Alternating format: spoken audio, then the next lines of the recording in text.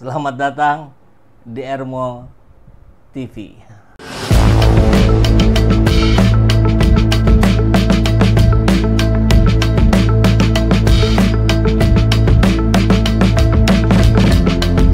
Bersama saya, Saiful Zaman, kebaikan yang terorganisir akan selalu mengalahkan kejahatan.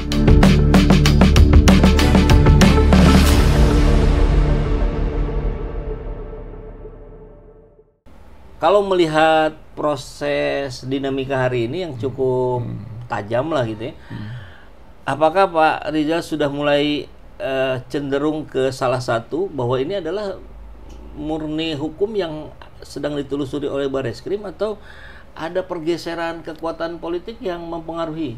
Ya, saya kira memang di negara kita ini hukum masih tergantung politik gitu ya. Jadi fluktuasi politik gitu berpengaruh gitu. Jadi termasuk juga tentu kekuatan politik oposisi. Atau tarik ke dalam lagi rakyat kan gitu. Ada penguatan gitu sehingga punya pengaruh-pengaruh yang bisa menciptakan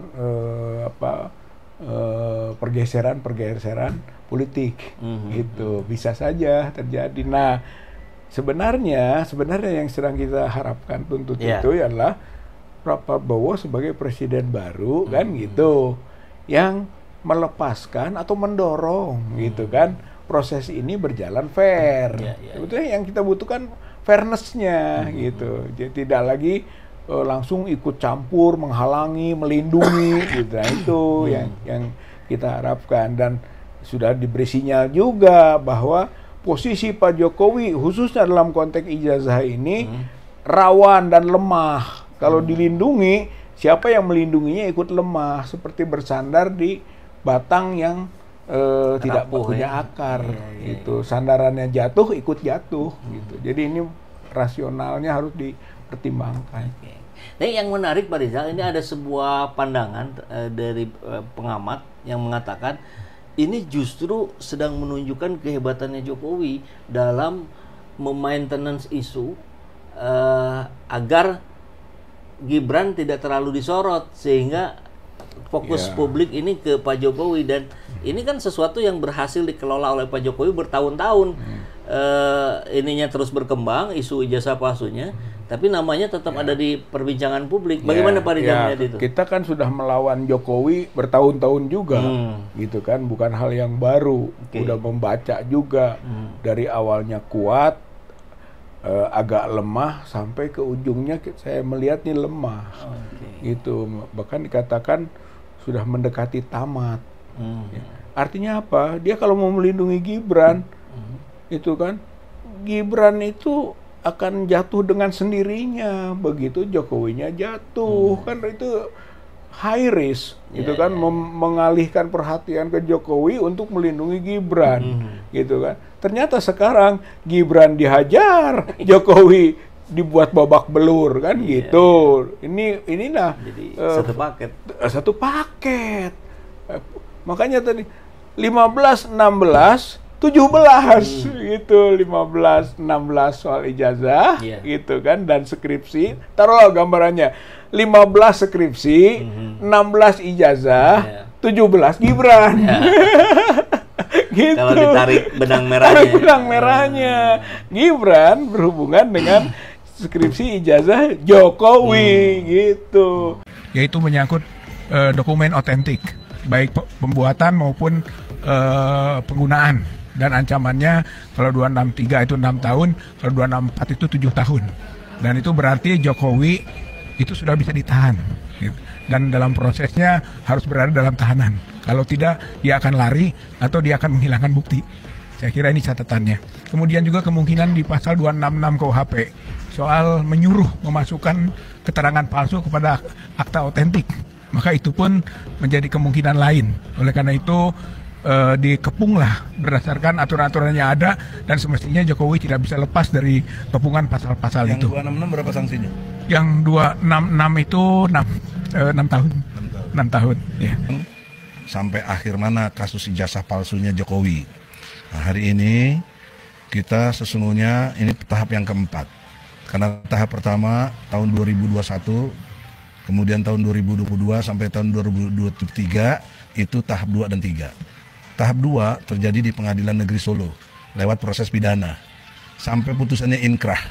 Nah, dengan putusan yang inkrah inilah dipastikan sampai detik ini Jokowi tidak ditemukan ijazahnya atau tidak pernah diperlihatkan ijazah aslinya. Yang sudah kita masukkan juga dulu petisi 100 kan, soal nepotisme.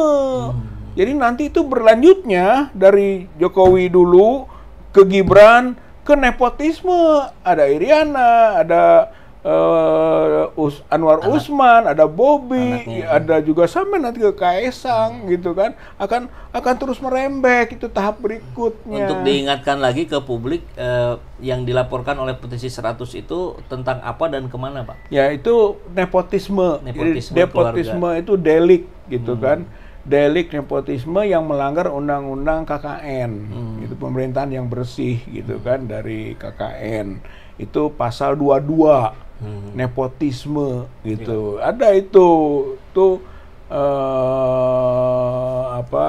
bisa ditahan juga di atas 5 tahun. Kemana itu Pak dilaporkannya, nggak petisi 100? Waktu itu ke Bareskrim juga, gitu, tapi belum jalan.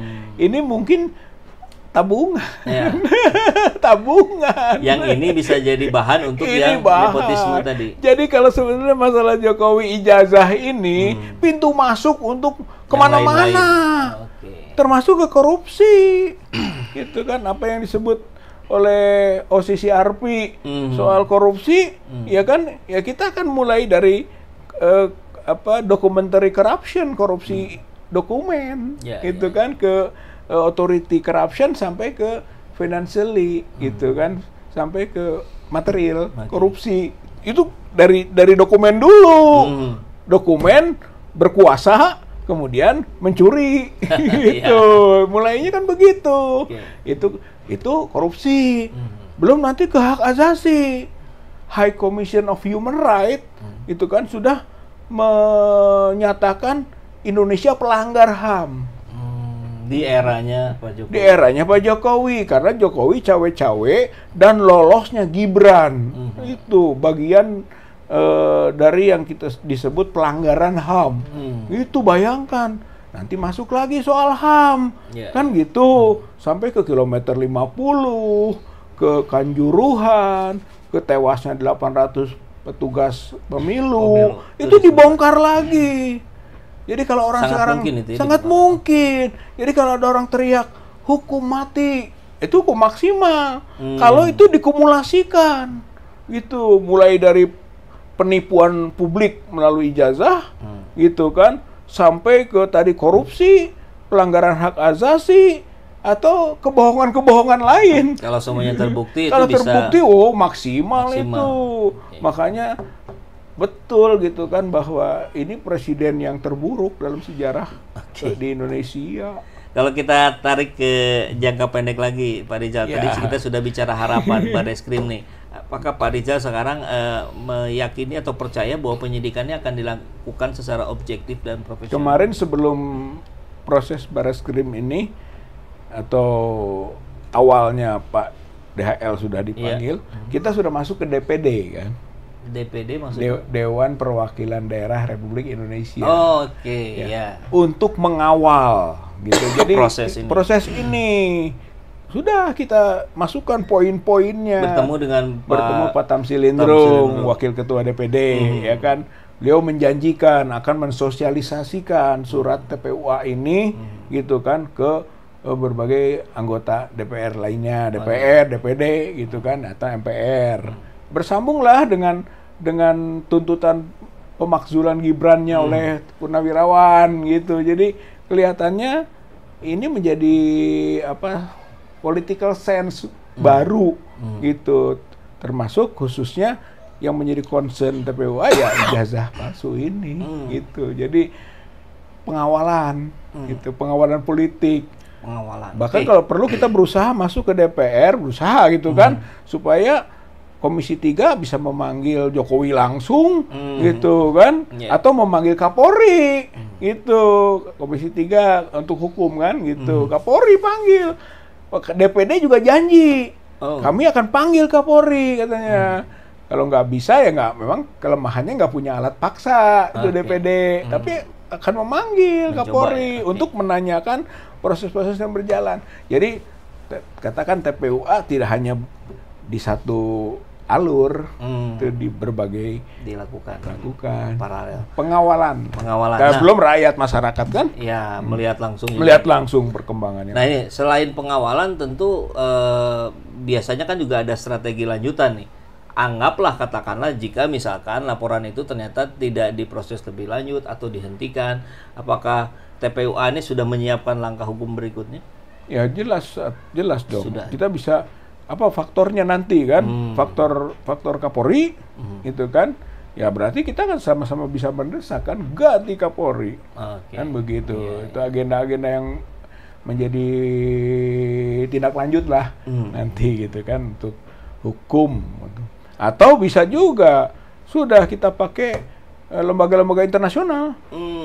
Misalnya ini dugaan palsu ini, bawa saja ke lembaga riset internasional. Gitu kan, di Eropa atau di Amerika di mana, lalu mereka meneliti dan menyimpulkan hal yang sama dengan Rismon, sama dengan Dr. Roy, kan bisa saja kan kesimpulan. Tapi itu tidak akan dulu dilakukan? Nggak bersamaan gitu misalkan? Ini kita akan coba dulu, tapi itu juga menjadi bagian pikiran agenda-agenda kita gitu ya. Kalau nggak mau bangsa ini malu, tidak mampu mengatasi masalahnya sendiri, ya sudah artinya masalah ini menjadi perhatian dunia. OCCRP tadi contoh, itu kan Jokowi adalah finalis tokoh dunia terkorup, masukkan begitu, itu kan jelek Indonesia ini. Belum lagi tadi Indonesia pelanggar HAM menurut High Commission of Human Rights internasional tuh. Nyambung nanti, ini soal ini.